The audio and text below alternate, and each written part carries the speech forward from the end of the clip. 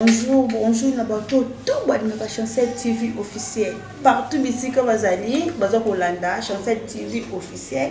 Ok, Chancel TV officiel est là.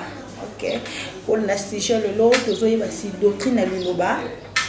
Parce que l'Iloba, tout le monde a ça la vérité.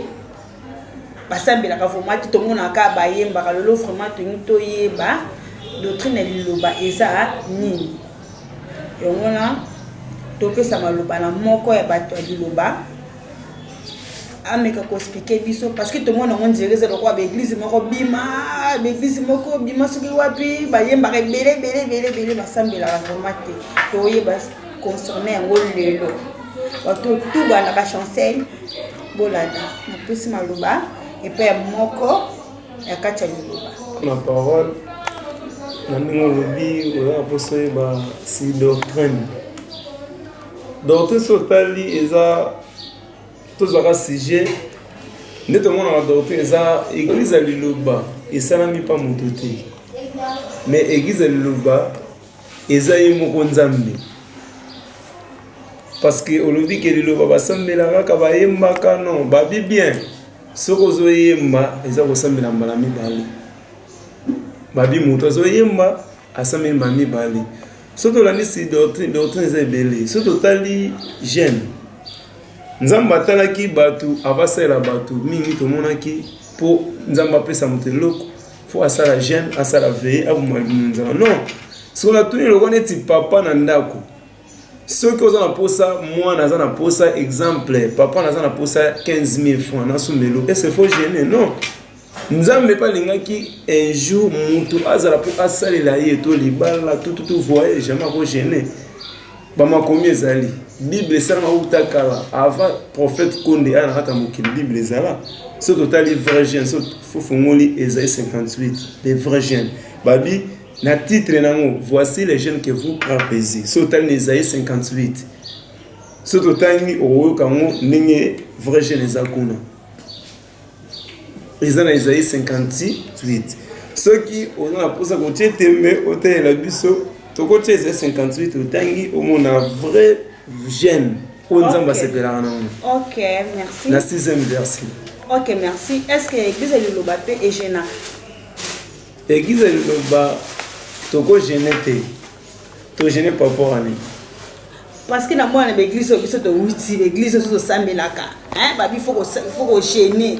To sali chaîne msu banda tongo ti butu vraiment l'été mais le bana bi ke est-ce que kuna peut gêner ça là so na tune le moyen na to lo barat po yo obuti moyen na yo po pesa ye loko est-ce que faut gêner to asala veiller to abuma munza non babilia na yo o gêner papa nini so po nzamba sela yo faut o gêner to ozana munza non il faut o lien parce que nzamba bi bien abi moto oyo neto mona soko défendre na tamo ke olia eza mabe faut kolia na yo jeune zelote veiller longola neto mona outi na ta église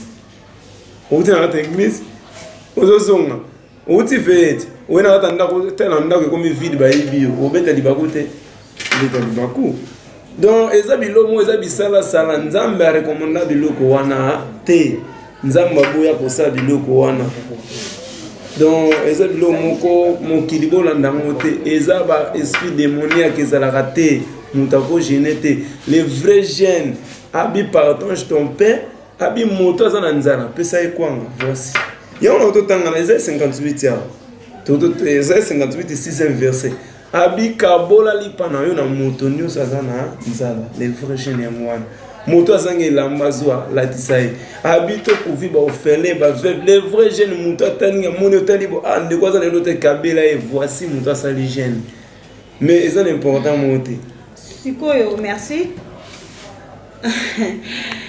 bon yo lobi ke liloba ba jeune ka les vrais jeunes bino za tika nini hein tika mabesa malam sona ti biso batu oyo to sambela kana l'église wane to jenaka saka to sala mabenza mayebi biso te wana bosalaka eza mibeko na ntango ya Moïse parce que ntango Moïse alongwe Jésus aeti abi na ntango ya Moïse tozaloka mwasi moko na kata bi po comprendre mwasi wana ayoka la jour ya sabata babandi koya na population babi na mibeko ya Moïse bayebisi biso ke mwasi oyo akosala ekobo jo asambeli tosani tolapide mabanga na mibeko ya Moïse ezalaka soki mutu asali mabe nde toka bana mike bazosakana akati ya litoyi bakozwa mpe mwana basali bakati to eza mibeko ya Moïse mais ntango Jésus aye aye komettre fin na makambo wana aye kolongola un pour un dans pour dans nde tokomi na temps de la grâce ekomona na ntango kala ezalaka osali mabe na yo olobi kaka so olobi kaka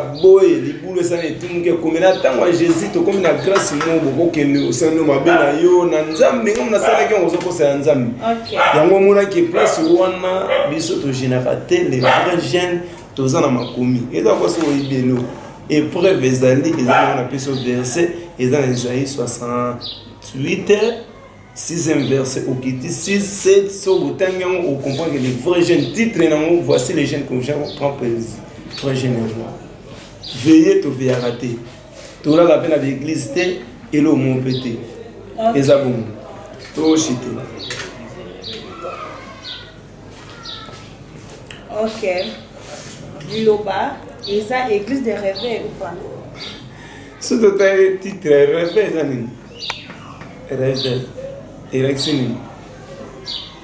Réveil za waneti exemple na pesa yo. Réveil za waneti na kwa jina ko peso komboni. Réveil za wa titre. Zeko ngai natangi ku pastoral nanga. Natangi ku pastor na sali ku biblique. Na kiina défendre Bible. Est-ce que Bible makamanza mbatangi na mota? Utangi na mo papwani. Mamba nzambe babota makana nzamba pesa ka dia don. Tu au côté na libuma maman na yo nzamba pesa dia don na réveil. Ce totali réveil. Église besoin réveil te. Ce totali réveil mambo bango bazana ngo biso zana ngona kata liloba te. Ce totali ba veiller to biso liloba to veiller te. Totali jeune to tala jeune te. Oh to sambela nzambolo nini? To sambela raté.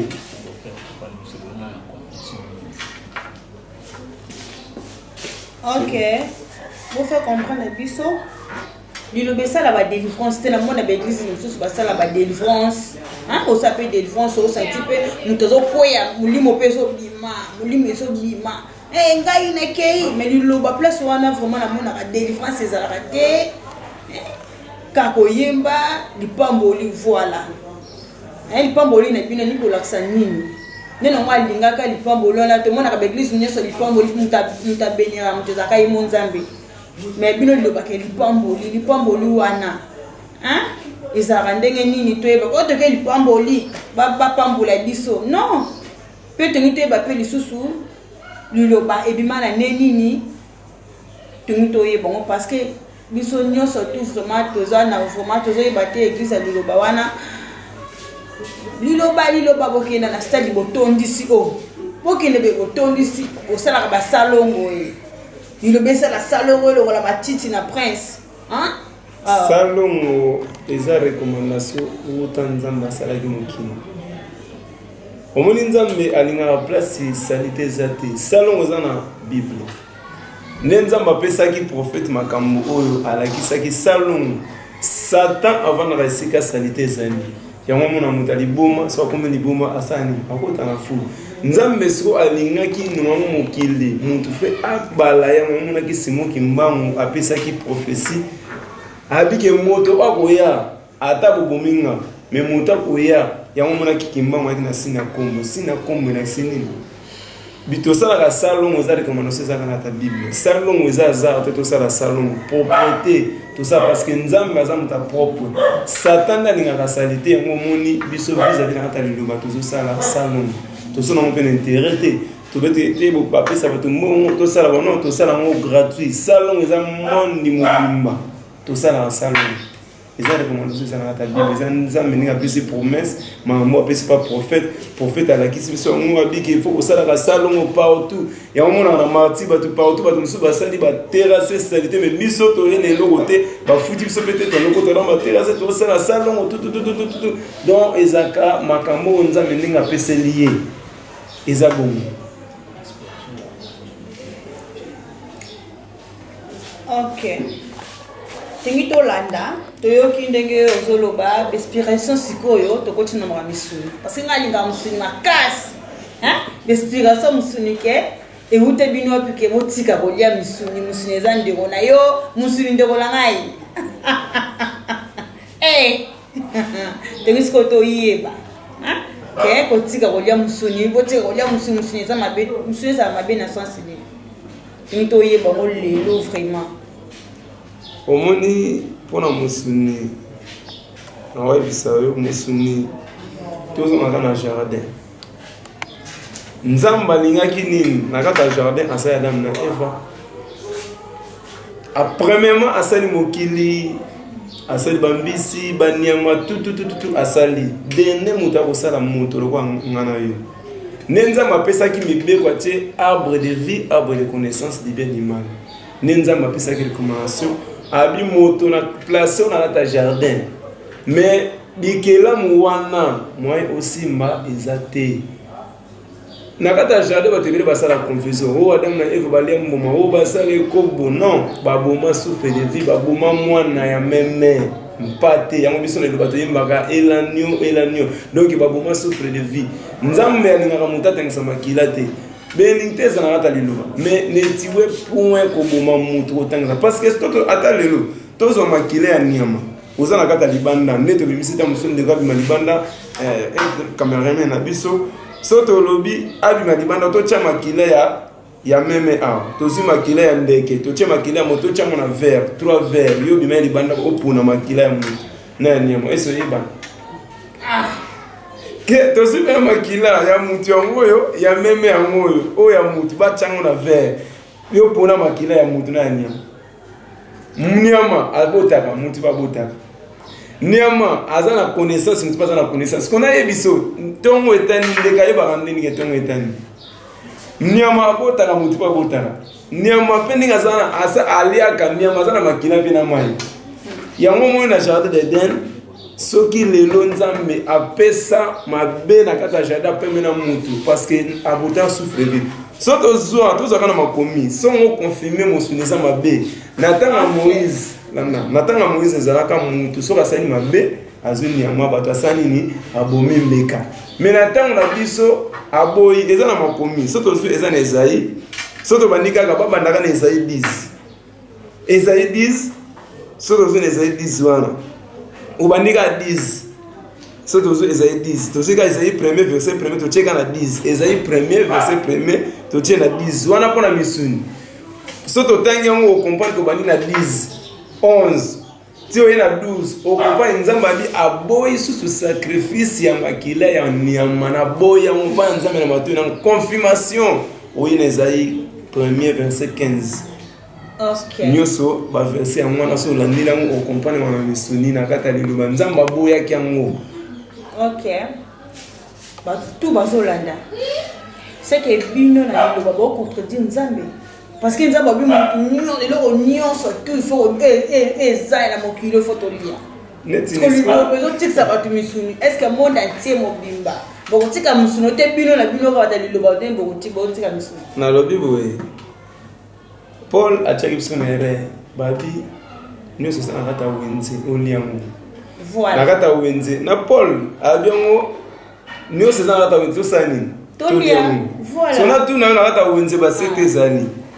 ba dra ezali ba marteau sana kata wenze ba teka nyoso sana wenze na ba marteau na ba sete toliango na biso non non mais c'est connaissance ça raté nyoso sana kata wenze babi bien nous c'est ça wenze Paul la petite missionnaire na kata wenze misuni ba sete zali bilambe za kata wenze so na ba sete to kezo non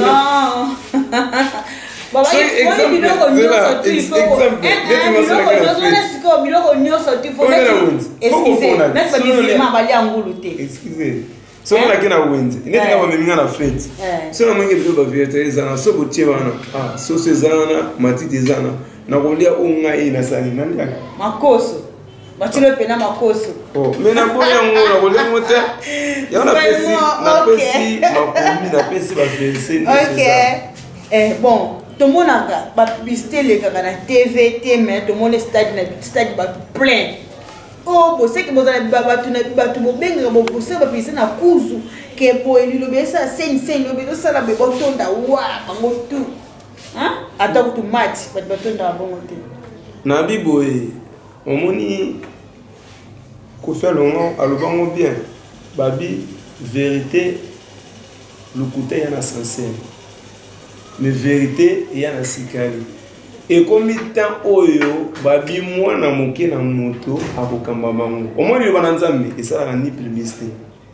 o boya tokosanga na stade to sala raté lilo banza population so mwana na marti wana eza yiye moko nzambe abita nzambe apese prophète makambo prophète abita ta makambo pesa mpa bata mayele pesa mpa bata mabandi na kokate ko sala mambo nzambe abikende na mokili bapona menenga basani ni bazali lezo komi atango ekomi mutu nyoso za na elemba liloba awa kosamba lilo parce que amoni vérité.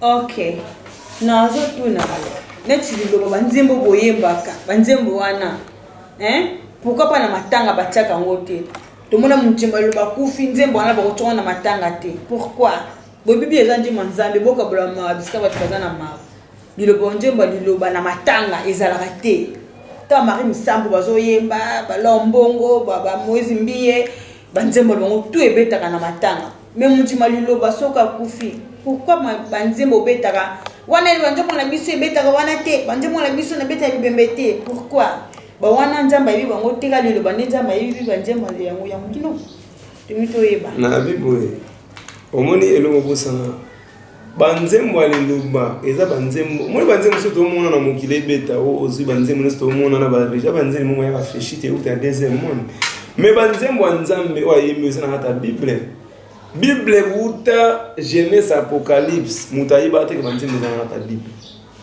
avant prophète nzamba pese mambwana bato bile bayeba te mutu tunika cantique nouveau eza na bible oya solo azotala ngo meza na ta bible tosi bezai 49 nyo seza na ta bible doza banzembo nzambe za banzembo za très spirituel jamais ko beta mana matanga basi babi na ta bible babi ba we bakunda na bango na bango sko esika wana nzembo za na monimo mo centre place wana ngebeta kaponi eko beta te jamais za nzembo nzambe jamais ko beta parce que mutu wana c'est akufi nzembo wana jamais ko beta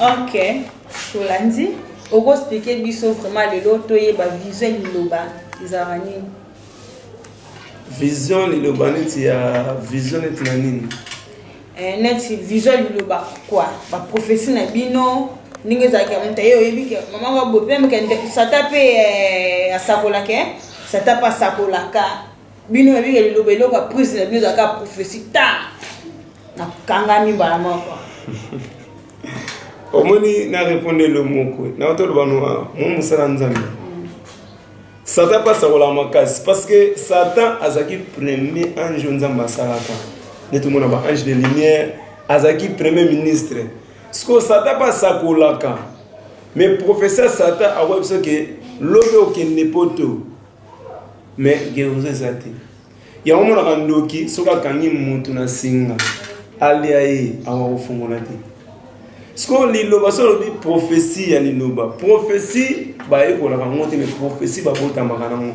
tango nzamba tie lembo kata na ne mama botami zeme kata libumu ne mona botami prophétie za eza saint esprit neto mona kata liloba nzamba ba tangila ngo ni classe ba ko soke neza wana okomosa mona mo mutana ba te ya wana yo vanda wana sakola yi moni musani ekoti mamoko bandi be ko sakola nengo zolo bezo mona kamso zote ya mutu muzo sakola yi mama le professeur zate ke to zana singa datanga na buna mo sakola apa montre to lata nazana ni singa walo ketu nazana lo mutu professeur zakaka saint esprit bolingo na nzambe so yo ye wana ndekola kambi vision tamso zo mona mamba mutu wana ozo sakola tala na lata de ozo sakola na mutu tamso ebi vina yete tamso banda botama ozo sakola nous allons kaka bolingo nzambe ya to monike prophète konne aza prophète asolo nzambe tina kata mokili parce que dans la bible ezana mutu mokote babi po ba prophète asolo babi faut pesa prophétie oya anezo salama professeur pesa ba prophétie zebina kata liba nzambe prophète konne ayi faut pesa prophète apesi habitant ba sala élection ya mwana toyemba nzembo ya omaki nga na ngomba molai na makasi ebimaki kati na mabele. Donc prophète konde moto abatize ye bameme likolo balakisi liturgie oyo ya liloba balakisi bavrai jeune baveye abi baveye na kati ya mokili moto nyonso alalaka veye nga nzambe nayebi ye te. Moto nyonso ali ya misuni kati na mokili nayebi yo te. Donc kosakola na kati ya liloba na nzambe eza netinga bayebi nga te. Mais so lia misuni kasi na biboye. Ok, totuna sikoyo toyebaka différence ya bino na baprophète mosusu ya libanda. Différence eza makasi. Première fois baprophète ya libanda mpo mona baza na monio mosantu te. Akosakola yo so tuni okosakola na kombo nani alobaka Jésus ka pamba. Omona prophète ya libanda eskiza telemisi ope. Ate mama yo ndongo za boye kena ndaku boye okomona boke pomoni. Saka baza bona molimo te. Bango tolobi bien satape asakola makasi. Mais prophète mosakoli wa nzambe oyebaka parce que mosakoli aza inspiré par Dieu. Omoni si totali ataji premier pour mona que différence aba sakoli bazali. Prophète qu'on est en nzambe apesi abi pour la ki pour tokolo batala ki chassa total ba prophète bazali belé mais pour convaincre aza prophète nzambe. So tali prophète bapesi na makomi ya liboso nzambe apesi J à pétrole. Ezan Esaïe 65. So tali yango abi J o nzambe apesi pour la sekala prophète asoli yango mona ki Moïse na tanga kala pesi kan. Tozi prophète Eli apesi manteau. Na tanga prophète qu'on est asani apesi J à pétrole apesi baloyembo tout. OK, tengi to tuna. Est-ce que bino na ba prophète ko ba Denis différence est cause la différence. Denis na mito unité la loba. Wala nzondo ndo sima ba TV. Denis na mito azana kata liloba na nzambe.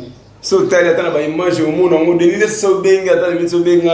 Denis akoma mwana prophète. Abi prophète kon bana image ukishasa be botala amu.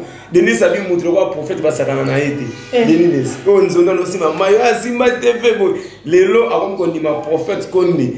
Ayebi ngo bien prophète konde ayima. Denis Azonji ma prophète, tendez que ça peut prophète. C'est que l'église ni aura bandini biso to kende ka parce que c'est que ça le roi que Denis les atira na église te azo église ni o sape son na lobana nzambe boko benga ta na bate bo bengi na mameo na ye Denis les atira son église na yemo te so bengi azo de église abinga ina zo abiza na le ka mbongo mais na moni prophète asolo ye ona prophète qu'on a zui batuni nyos basani apesa mo prophète. Donc exemple présent dans belé na kata Bible o ko ba so ke musala nzambe za prophète asolo par exemple ze belé na kata yobana nzambe eze belé ninge za wana. OK. Nesi lokola prophète Denis Les adresse na tete na l'église na comme le roi moi na bino j'espère de tous. Comment na kata yobana nzambe so bengene ni sa comment kata yobana nzambe akoma wasama lino atika so passer azati ko prophète na église apesa na église na ye apesa on pas na liloba. Omoni prophète konde pour confirmer que nzamba solo nzamba pesa na baloyembi. Voici mon serviteur que j'ai insulté. Na banze mon nzamba habita la serviteur na ngai. Neto mona ki Jésus comme ko yabi tala mwana na likinda na sepe na ye. Ne mo pe prophète nzamba pesa boningo Saint Esprit. Ezaka nzambe ne mtatini mo bundisi ayana kata mo. Lakini tuna toyeba. To mona la tibisu na catholique babatisa biso. So epe na liloba. Il faut abattre bino tout le monde appelle bo baita utu kuna libande baita solo kuna te boete na la tifu to kuna catholique soko ye baita biso bien bazumai basopolo na mutuka na muto apamba to bien le baptême na bino ezapeka ko dina mai ndembo kana ba prophète bazali bani ba baptême za bandenge bini tout le monde a église sur baptême bazuka ka mai na kopo ba tsimutu basoko za baptême bazo la sonso baptême bazo batie moto sauter moto o sauter moto baptême non baptême ezanini baptême faut bakoto na kata mai pe biso basako lito pesa baptême tina kata le bananza bato babatisa za baptême baptême ba bato baptême na ndenge nini bakoto na mai sika mai ezo couler ndemo na le bananza bakina na mai to na mai njini baloki place mo mai ezo leka bakoti wana babatisa nani babani nani basimbi yo na kata mai totsala pe to po babatiza yo fosala malongi moko boye ote ozala ke kumbo kumsa kombo obana ko sala malongi ko batizo non baptême so ina kata de bana nzambe tozana trois bapesa premier babini na kombo tata na kombo ya Nguya Molimo Santu, na kombo ya tata, na kombo ya mwana pe ya Nguya Molimo Santu basali bateli biso. OK. Donc eza image à 3 na kombo ya tata pour bateli biso. Na kombo ya mwana, na kombo ya Nguya Molimo Santu nde bateli biso. Vrai baptême nde yango wana. Donc eza biloko wana. Merci. Nini vraiment yo ko loba na bato tout banilaka liloba ke ba miliango déjà pétrole esalaka te pona misuni ko loba parce que mission na biso etikali muke et si là il faut yebisa bandeko tout bolanda voilà na Chancel TV officiel partout bisika bazali oyebisa bango ke bato banilaka ke j'ai pétrole ebikisaka te lilo misuni boete nini ko yebisa bango na bato tout bolanda yo. Omoni ya liboso ngana yebisa bango mokili botika ignorance. Vérité ya se ba na rata yoba na Nzambe. Prophète alobi ngoto sama rata yoba lobeza comme laisser quoi apprendre. Soko ndimi osanini olandi. Soko landa pete otikali mais bala la te parce que église lobeza église solo. So tali dozu ba veiller na Kinshasa so tali olandeni ba veiller etikala so ebelete na ba jeune. Bato basambela sona begize obalala kana bito etikala te o ba fête à bonne année et comment ba fête moka ya bongo mais bato longa na bisa bango batika kosala nini bala na nzela solo balonga na monini parce que le lobeza vérité le lobeza mwinda un jour koza sentiment nzoto te mais un jour le lobeye ko biksa un jour nzoto soki elali molimo na yo ezwa place. OK, mosabola Nelka oyo yebisa biso verset nini epekisi ke kolia musunite ke bo mélange il faut na yeba parce que ngada ka tembe verset oyo nini oh epekisi kuto yeba ke musune eza mabe verset epekisani ke te ba ke lelo ke musune eza mabe bolia te verset wana ba verset au moins ba verset la poésie belé na auto tangelo ba verset bela na auto pesa yo confirmation ya J na pesa yo ver moi de titre so na ngana na be preuve na pesa yo so mon J so ten Isaïe 66 aujourd'hui Isaïe 66 na 6e verset au mona place Nzambe a recommander J il faut tangela biso tamukie Isaïe 68, pardon. C'est là. Bimsana wana Isaïe 68. Omoni ezandeni normalement biso na tali bana Nzambe. Ngana kotanga. Mais épreuve ça la yo esenga yo moko ne obibisi. Oda ponga na ko tamsina ko kosa. Donc Isaïe 68. Tanga Isaïe 68 6e verset. Isaïe 68 ya mon. Na 6e verset. Isaïe 68, 6e verset. Et yo pesa biso kaka ba verset wana. Yango Isaïe 68, 6e verset. Tozu. Na 6. Na 6 Isaïe 66, 6e verset. Ici quand Nzambe apesi prophète konde J. Voilà. Ozala. Pona misuni. Pona misuni ba verset c'est tellement belé. Misuni c'est belé, ba verset c'est belé.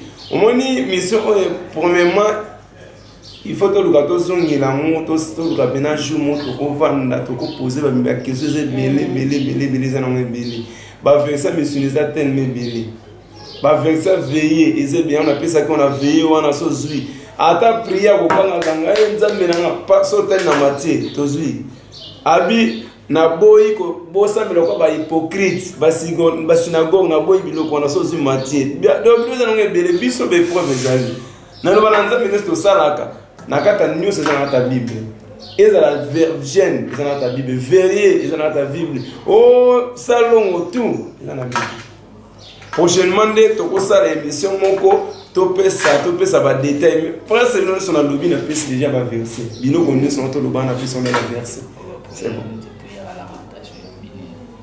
neti prière à la matation lobini prière à la matation. La matation, on a compris la matation. Phrase, je ne sais pas. La matation, il a signé. Ok. La matation, on a dit la prière de réveil. Hein?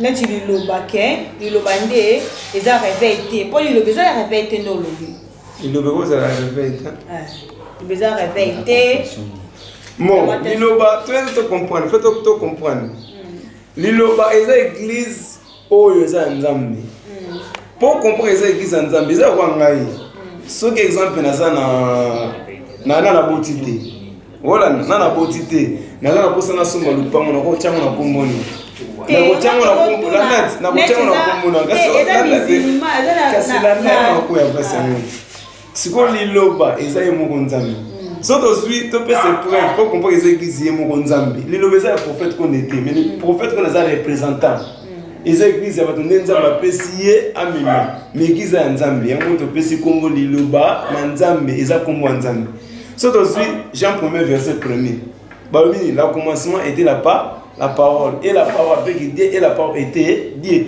yango mo tozwi église ya liloba topesi yango kombo ya nzambe donc bandakala tone ba non jamais passera la parole donc eza liloba na nzambe eza l'église ya ye moko nzambe pour te confirmer que liloba eza ya nzambe tozwa mona Apocalypse 19:11 dernier clé aussi Apocalypse 11 na 11e verset omona kaka abi kombo wana abi comme tayibaka aboyaki kombo na bato suba yi bango abomba kombo lo bana ko la bonnet to mala bato l'église pesa arche de Noé eta pe église ya nzambe te parce que pas liloba parce que mo liloba eza ye mo nzambe quand il y a pas ça qui na liloba on a dit bateau bâti l'église on a arche de Noé et quoi arche de Noé isa kwa ngai ba place mususu et Abraham azamwana na ye akitumambe apesa arche de Noé apesa ngomba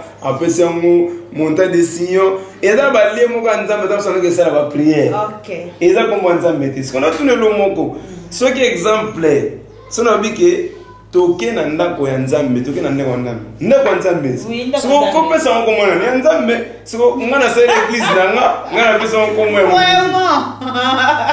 na so église na sa l'église na pesa ngo kombo ya nga mais to so tunu mutuna ke na ndako mais pesa église na kombo ya nzambe mais ndemo tyango arche de Noé ne ototanga o bien bilo mo ezala raté il faut ko pesa ngo kombo ya nzambe po eza ya nzambe on a pesa au verset eza na makomi la commencement était la parole et la parole avec Dieu et la parole était Dieu yango mo église ali lo bana nzambe to pesa ngo kombo ya nzambe po eza église ya nzambe mais église déjà kombo eza déjà le bam déjà ko monda kwa nzambe déjà c'est le ba église a déjà nda kwa nzambe église nda kwa nzambe donc na tunelo mo nda kwa nzambe faut pesa biso ba agrément non na pesius na tunyo boy na tunyo na zolo bate na lingala eza nda kwa nzambe na français eza église c'est ça non mais église ne sont eza église ya nzambe ta faut prouver biso l'église na église ya nzambe ngala na de to église le beza église ya nzambe pona liboso to pesa nkombo yemo nzambe deuxième on a pris dans ma commune na Apocalypse 19:11 verset ozo la s'appelle église à liloba eza yemo nzambe ne na pesa ba verset na pesa Jean 1er verset 1er ne au pesa Apocalypse 19 na 11e verset c'est au kiti na ba 12 ne ko mona ke eza la parole de Dieu eza église monde. OK, merci. Bateau tout balanzi yo bateau tout balinga chancel TV officiel balanzi yo ndongo défendre liloba ndongo défendre liloba ke liloba eza nzambe oui bateau tout ezanga koyeba liloba yebi ke liloba eza ya nzambe yongo na pesi mbote tout na bayebanga o balinga chancel TV officiel partout bisika bazo ko la je vous aime beaucoup pour s'abonner na chancel TV officiel chancel azali nazana ngai vraiment na pesi mbote na caméra mel munene para binga de charge ya ma fille tout ya YouTube moi sur la bino yeyo chancel amour est là nazali chancel TV officiel bo s'abonner te pesi mbote pe na prophète konde bisika zali ba mbote na ye na pesi mbote na bato tout na pesi bato tout balinga chancel TV officiel na pesi basakola liloba na pesi bino non surtout ba mbote na bino moi c'est Dieu partout bisiko za kola na je vous aime beaucoup partout bye.